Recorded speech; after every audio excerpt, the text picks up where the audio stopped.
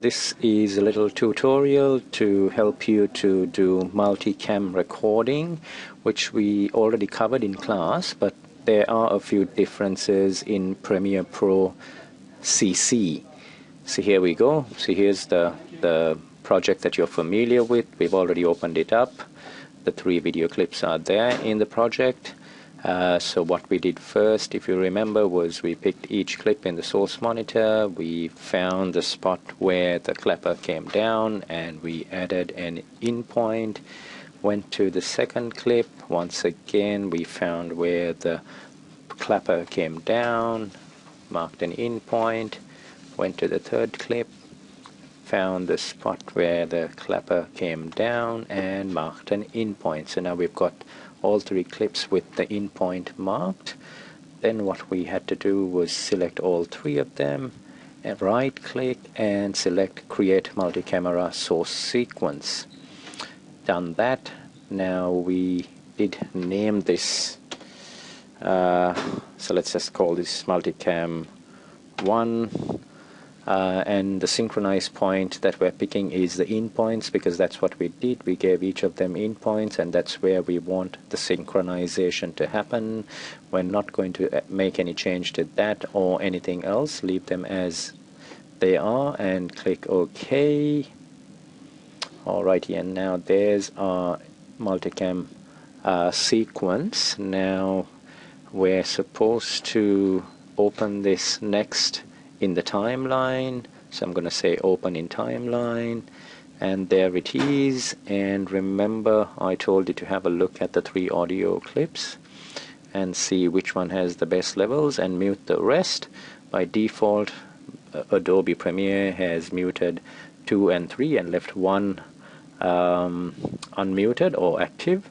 So let's have a look. Now remember, in Premiere Pro CS6, the one we've been using in class, has the little arrow there, and you click on the arrow head and it expands. But with CC, all you've got to do is double click there and it opens that one up. So now that's got pretty good audio levels. Let's have a look at the next one. That's got pretty good audio levels as well.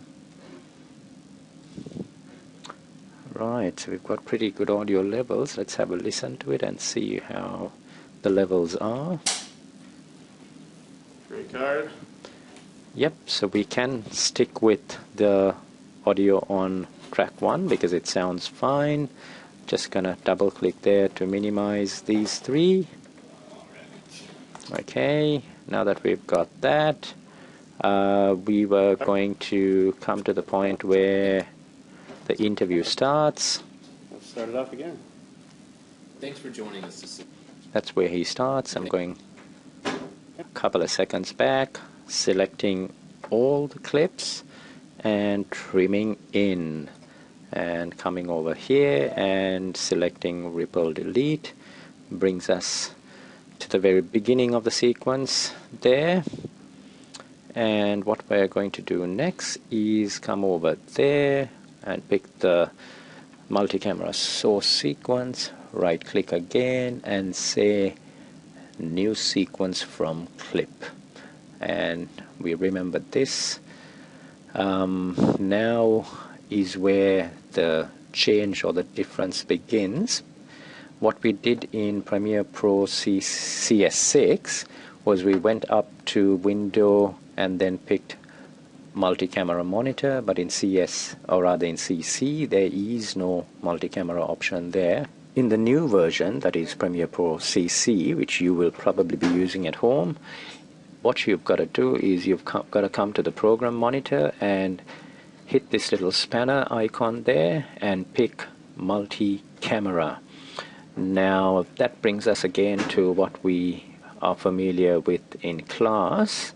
The only exception being that there's no record button down here to hit record and then you play and then start picking your monitors like I said in class.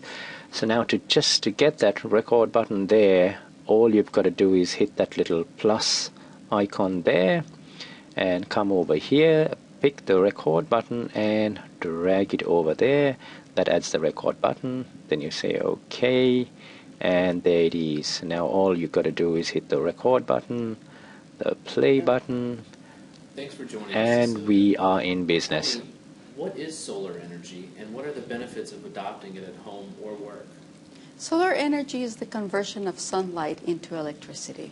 It's also known as photovoltaic. Photo meaning light, voltaic electricity. And the way we do that is through solar panels. Solar panels can be installed So there you in go. I've your gone to and roof fro. at home, And or in if the I ground. stop now and you Or come we have- over here and have a look, you'll see that the edit has taken place.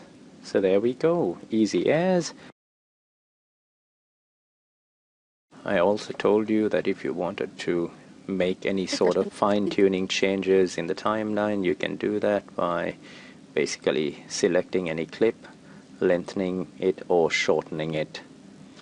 Alrighty, have fun.